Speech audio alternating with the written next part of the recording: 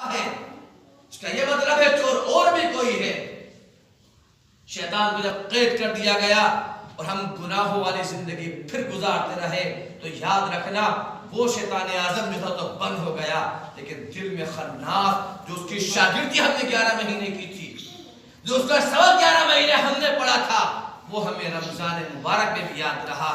نہ چغلی سے باز رہے، نہ ہم جھوٹ سے باز رہے، نہ گانے بجانے سے باز رہے، نہ دنیاوی علائش جو ہمیں رکنا تھا اس سے باز رہے، تو معلوم یہ ہوا وہ شیطان تو بند ہو گیا، یہ خناس جو دل پہ بیٹھا ہوا تھا، جو اس کے وسوسے دل کے اندر تھے، وہ باقی رہے۔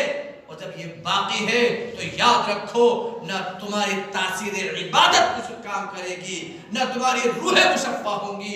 روح کو مشفع کرنے کے لیے کم سے کم یہ سوچنا چاہیے کہ ہم گناہوں سے بچنے کی کوشش کریں، اور جب آپ بچنے کی کوشش کرو گے تو اگر 10 گناہ کرتے ہو ضرور 2 گناہ چھوڑ دو گے، آپ ضرور 1 گناہ چھوڑ دو گے کہ یار لاؤ 11 مہینے تو گناہ کیا ہی تھا نا، 1 مہینے توبہ کرنے کے بعد صحیح زندگی گزارنے کی کوشش کریں۔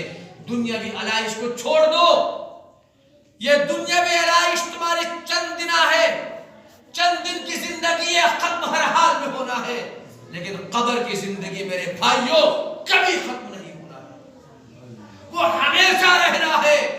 اگر تمہارے پاپ ہوں گے تو پاپ کی زنجیریں تمہارے گلے میں ڈال دی جائیں گی اور ہمیشہ تمہارے ساتھ رہیں گی، اور اگر کچھ نیکیاں ہوں گی تو یاد رکھو ان نیکیوں کی وجہ سے خدا پاک پتہ نہیں کون سی ایک نیکی قبول کر لے۔ یہ ضروری نہیں کہ سارا عبادت قبول ہو، اگر ایک نیکی رب نے قبول کر لی یاد رکھو پوری زندگی کے بعد وہ کافی وافی رہے گی۔ رب فرماتا ہے اقبال کی زبان میں، ہم تو مائل بکرم ہے کوئی ساحل نہیں۔ خدا کہتا ہے ہم تو مائل بکرم ہے کوئی ساحل ہی نہیں، راہ دکھائیں کسے کوئی راہ بڑی منزل ہی نہیں۔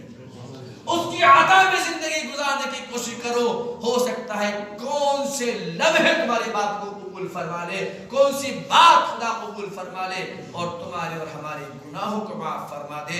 رب غفار میرے بھی گناہوں کو معاف فرمائے، آپ کے گناہوں کو بھی معاف فرمائے، اور حشر میں ہمیں پیارے آقا کی محبت اور دامن رسول عطا فرمائے۔ آمین۔